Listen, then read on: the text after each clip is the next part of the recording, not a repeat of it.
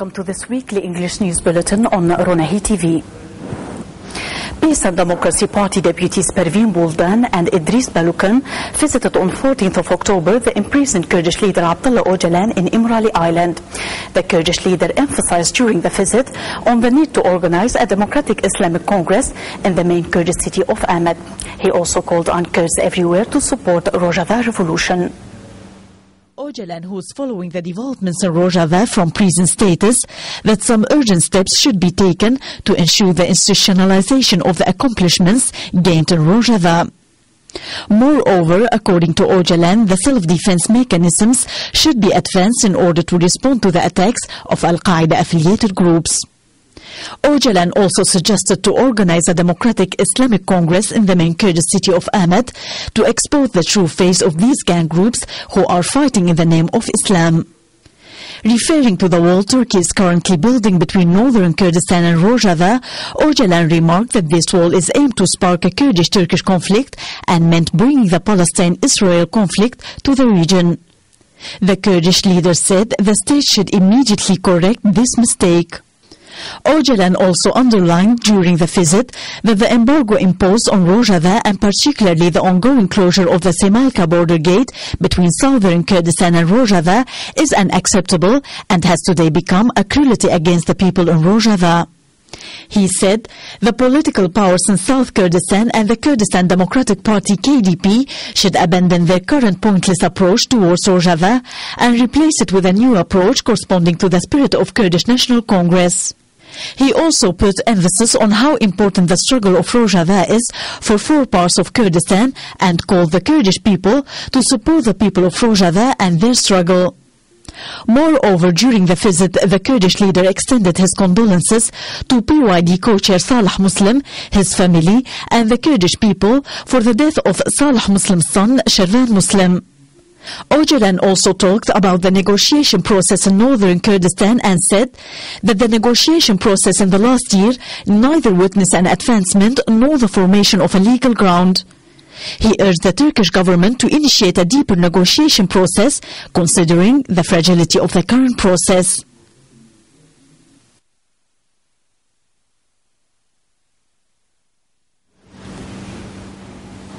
Despite YPG's declaration of a ceasefire prior to the celebration of sacrifice feast, attacks by Al-Qaeda-affiliated groups and some units of the Free Syrian Army continued throughout the days of feast. People defense units have made advances following clashes with the Islamic State of Al-Iraq and Al-Sham, Al-Nusra and other Al-Qaeda-affiliated groups in Chalaga region of Girkelege. Much of the fighting was centered around the villages of Christian Tel Alo and Tel Alo Ghammar. In the course of the fighting, the YPG destroyed at least one armored vehicle and captured a tank close to the village of Tel Alo, as well as a large number of small and heavy arms. The YPG also captured an Al-Qaeda position in village of Kharab Bajar.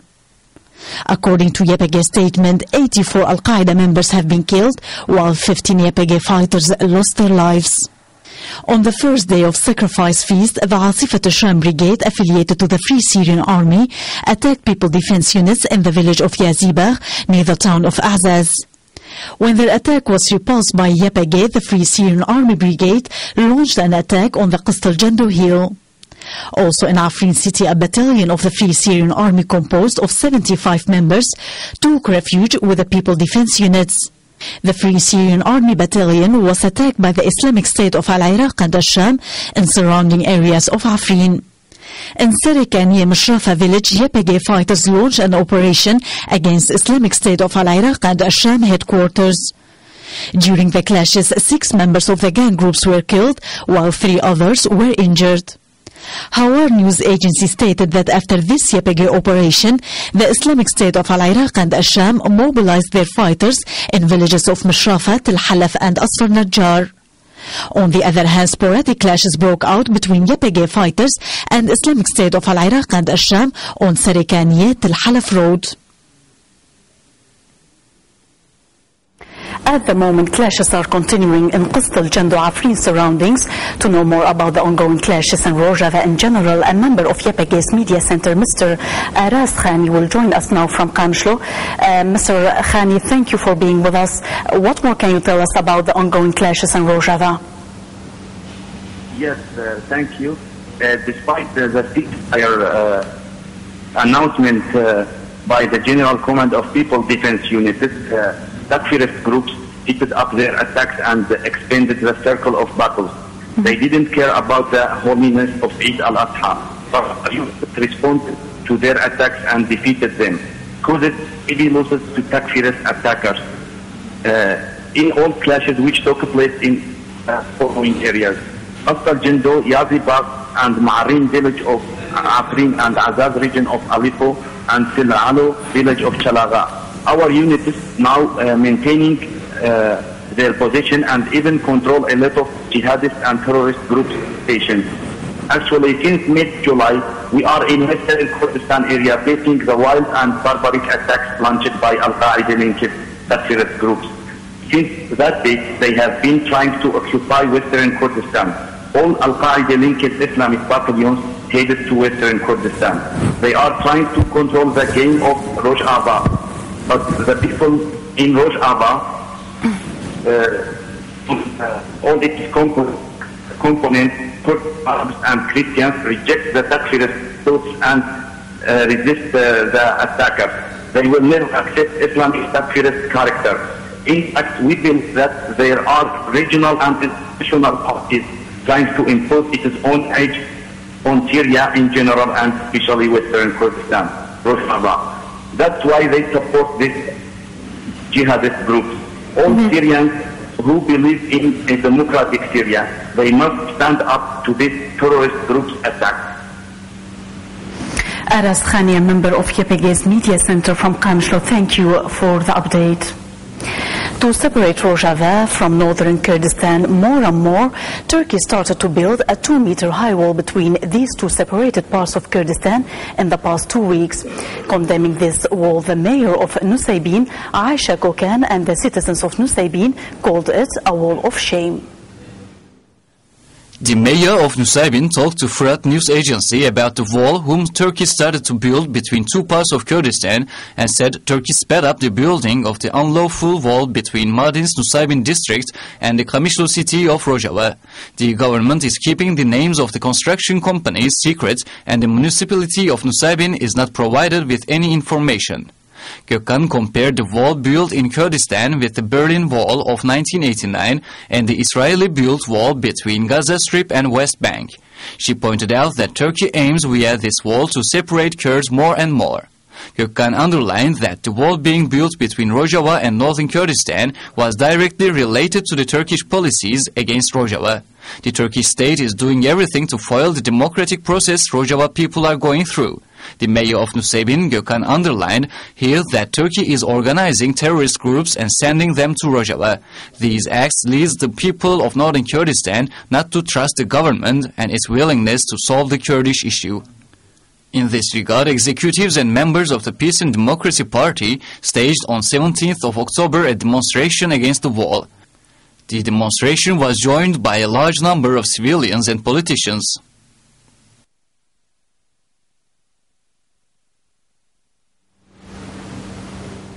A delegation of the humanitarian organization Geneva Call met People Defense Units and Women Defense Units officials in Derek on 12th of October. The sides agreed on to collaborate to clean mines and protect women and children. These agreements are expected to be signed in a protocol in the coming meetings. The delegation of the Geneva Call was made up of Ann-Christine Schuberg, Program Director in charge of Kurdistan, Middle East, Europe and Latin America, and Mehmet Balchi, Program Director in charge for Middle East and Latin America. The Geneva Call delegation met in Derek City with official spokesmen of People Defense Units YPG, Redur Khalil, and Women Defense Units YPG commanders, Nujin Derek and Fidan Qamishlo. YPG and YPG officials informed the delegation about their institutions and its goals. Geneva Call delegation talked also during the meeting about their organization and their aims. YPG and YPG officials emphasized in the meeting on violations committed by armed groups affiliated to Al-Qaeda against the people of Rojava. YPG statement issued after the meeting said that the sides agreed to collaborate to clean mines and protecting women and children, adding that the meeting will be followed by others in the coming period. Geneva Call is a neutral humanitarian organization launched in March 2000 and dedicated to engaging armed non-state actors towards compliance with the norms of international humanitarian law and human rights law. The organization focuses on non-state actors that operate outside effective state control and are primarily motivated by political goals. في زمن الحرب ليس كل شيء مباحا. لا تجند الأطفال ولا تستغلهم في القتال وفي الأعمال العدائية. للحرب أيضا قوانين. مقاتل لا قاتل. Some of Kurdish organizations who have signed the deed of commitment of Geneva Call are the Democratic Party of Iranian Kurdistan, Free Life Party of Kurdistan, Regional Government of Kurdistan, and Kurdistan Workers' Party PKK.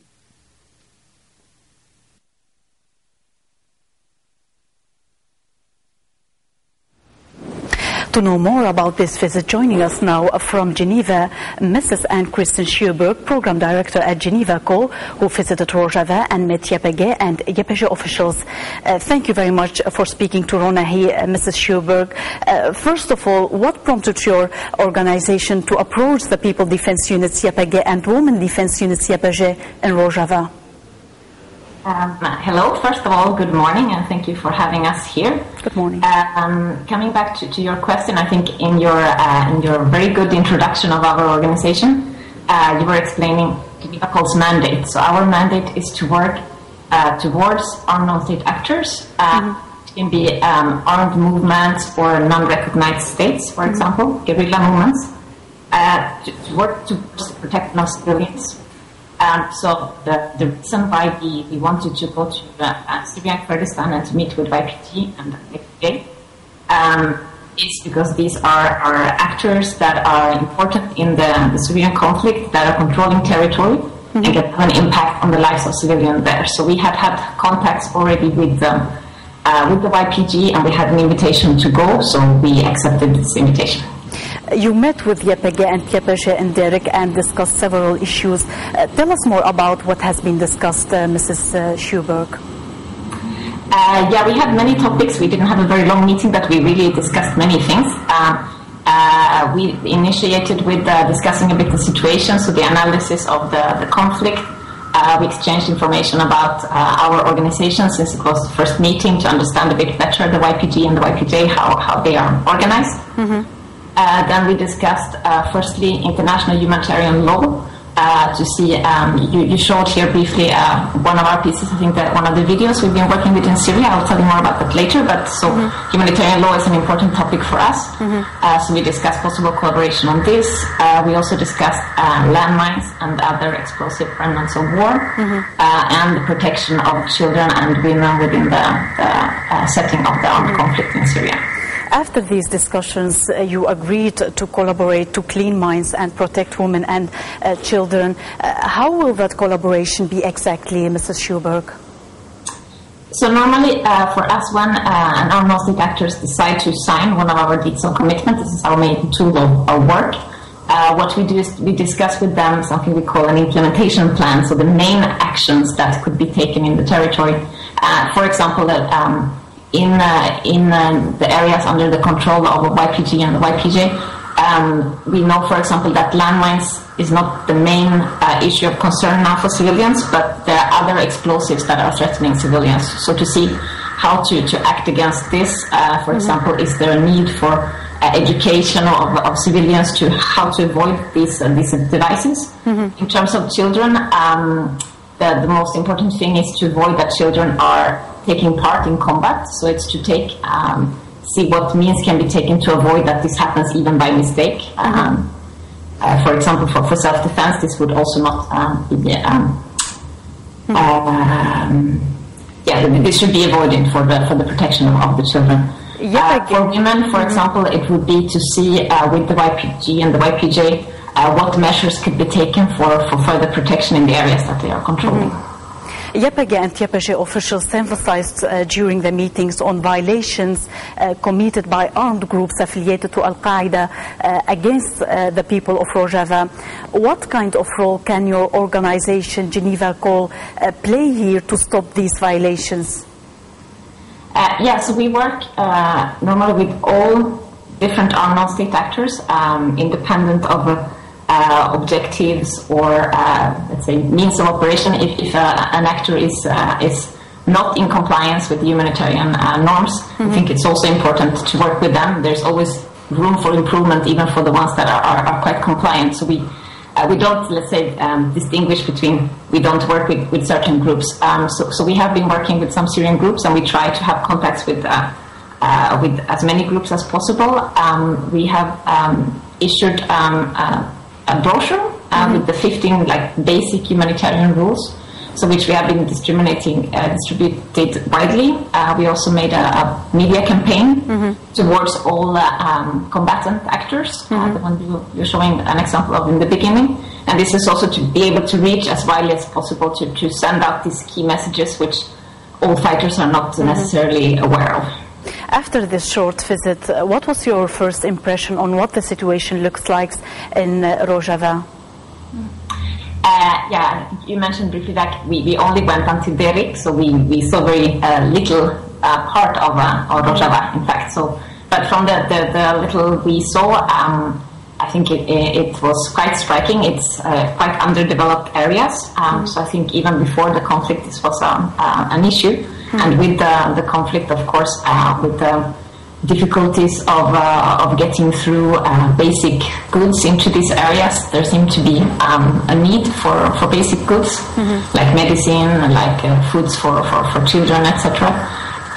So that was, from the very brief visit, this was one thing that we could see. I think otherwise, in terms of conflict affectation, it seemed we didn't see a lot of signs of combat, so that is I think a positive sign, like bombings and so forth. It seemed that these areas might be a little bit better off than some other areas. Let's move to your work on Syria in general. Tell us more about that. With whom are you working exactly? So we began working with Syria in 2012. The main objective is to try to contribute to an improved knowledge and respect of humanitarian norms in Syria, and through this work to try to contribute to the protection of the civilian population. We have had basically two main axes. So one has been more like the media campaign, the brochures, some more mass communication, let's say. And the other axis has been more direct engagement with different key actors and trainings, especially, as I said, the lack of knowledge can be a problem. So we have done trainings with both civil society actors and with the representatives of armed non-state actors. So we have been working, for example, a lot with the Syrian coalition. And through them with the Free Syrian Army, with different elements, let's say, for trainings. And Kristen Schuberg, Program Director in charge of Kurdistan, Middle East, Europe and Latin America at Geneva Call. Thank you very much for joining us. Thank you so much. The co-chair of the Democratic Union Party, Saleh Muslim, who is in Rojava, attended a public meeting in Hilaliya neighborhood of Qamishlo city on Monday 15th of October. He also visited on the feast day of sacrifice the Martyr Cemetery, injured Asaish and YPG fighters in the main hospital of Derik city. The meeting, organized by the Democratic Union Party and attended by hundreds of citizens of Qamishlo city, members of civil society organizations, neighborhood councils of Qamishlo, and members of the Assyrian Democratic Party. The co-chair of the Democratic Union Party, Saleh Muslim, stressed during his speech that Rojava revolution is the revolution of all its people. is the revolution of Kurds, Arabs, Assyrians, Armenians and other components. Therefore, everyone in Rojava should participate in the revolution equally to bring the real change which will serve everyone's interest. Furthermore, Saleh Muslim visited on the feast day of sacrifice the martyrs cemetery of Derek city. Muslim spoke to martyrs' families about the death of his son Shervan Muslim by saying, "My son is a martyr of the Kurdish people. He died defending his honor and people. We can live without anything, but never without our honor." Afterwards, Muslim made a visit to injured Asaish officers, YPG and YPG fighters in the main hospital of Derek city.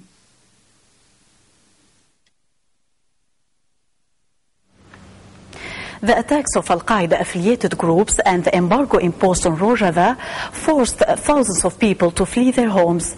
Many took shelter in northern and southern Kurdistan, others in Europe. However, after People Defense Unit YPG and Women Defense Unit YPG took control of areas that were under the control of Al-Qaeda-affiliated groups, a number of refugees who fled Rojava to escape the violence turned back. In this regard, Semarka border gate officials stated to Hawar news agency that huge numbers of refugees are turning back to Rojava, and within just a day, 960 refugees turned back.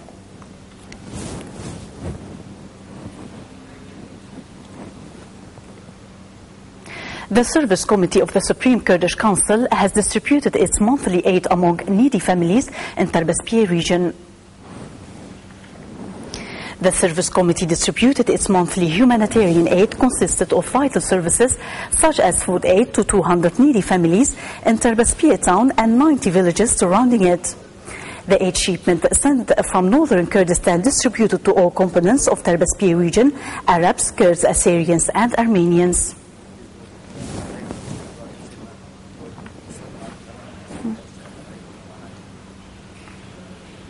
The Institution of Kurdish Language in Qamishlo and Afrin graduated 562 students who passed the first and second level of the Kurdish language. More about this in the next report.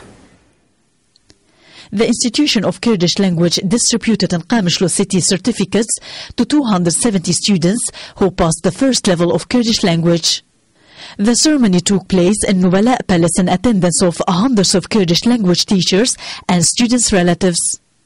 During the ceremony, the given speeches stressed all the crucial roles of Kurdish language in preserving the Kurdish identity. The speeches also referred to the Syrian regime efforts to erase the Kurdish language in the past centuries.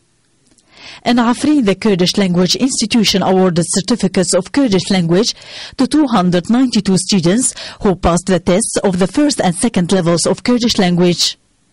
Members of the Kurdish Language Institution, students and their relatives attended the ceremony. Students who received the certificates expressed their gratitude to their teachers and assured to continue to learn the Kurdish language. The 6th Hamburg Kurdish Film Festival kicked off in the German city of Hamburg on 16th of October and will run till October 22nd.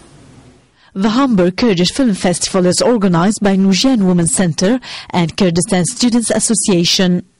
The festival is dedicated to Sakina Janses, a co-founder of Kurdistan Workers' Party, Fidan Doğan, Paris representative of Kurdistan National Congress, and Leyla Shaylamez, member of the Kurdish Youth Movement, who were killed in the French capital Paris on 9th of January 2013. The festival is also dedicated to Rojava Revolution. The festival revenue will be given to the ongoing aid campaign for Rojava. During the 7 days Hamburg Kurdish Film Festival, 13 Kurdish films and documentaries are being presented. The festival was opened with the film Mafi Ring, directed by Omar Levin Toglu, and a photograph exhibition of Faizi Alatay, who chose Rojava as a theme.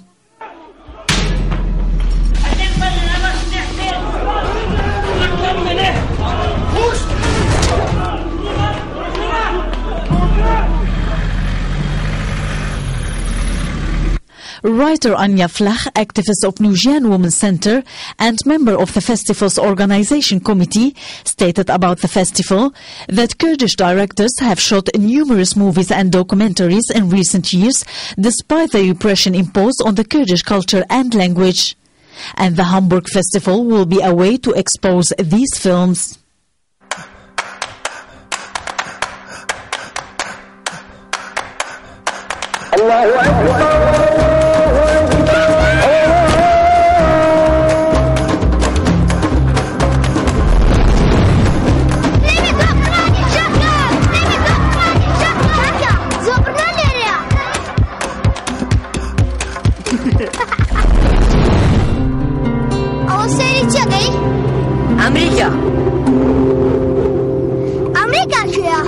أمريكا شاري زوجوريا سوبرمان لبيعشي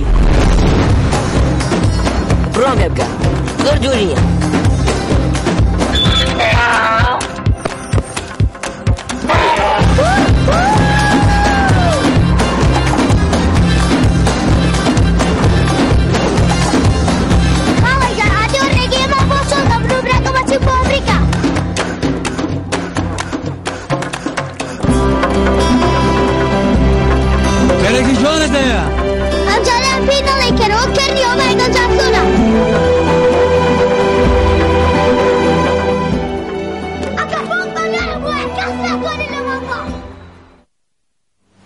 One of the most significant developments of the revolutionary struggle in Rojava has been the institution of a new system of law and opening people's courts.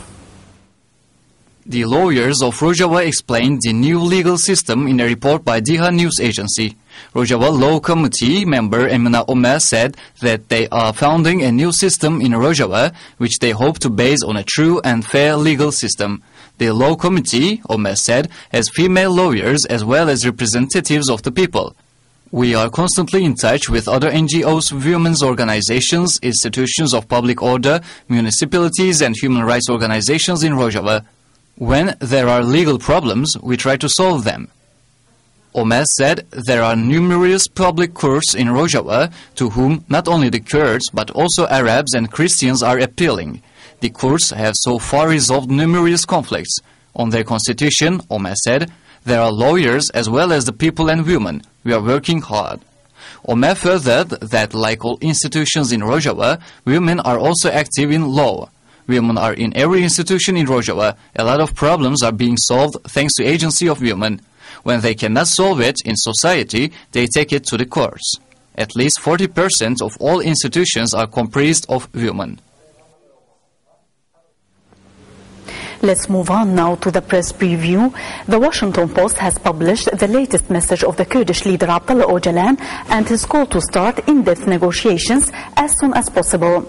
Al Monitor says that Turkey's Syria policy has been a mistake and Turkish Prime Minister Recep Tayyip Erdogan's government continues to deny this reality. Washington Post has written about Öcalan's message saying that Öcalan still hopes for a solution but is warning that in-depth negotiations must start soon. Washington Post also highlighted the Kurdish issue in northern Kurdistan, saying that Kurds, who make up an estimated 20% of Turkey's 75 million people, have faced decades of discrimination, including restrictions on the use of their language. On his part, On Monitor website has written about Turkey's Syria policy and said Turkey's Syria policy has been a mistake and Turkish Prime Minister Recep Tayyip Erdogan's government continues to deny this reality, especially when he comes under criticism for turning a blind eye to radical jihadist groups entering Syria through Turkey. As the international media probe deeper into the workings of Turkey's border with Syria, Turkish Foreign Minister Ahmet Davutoğlu has been on the defensive and called this report groundless.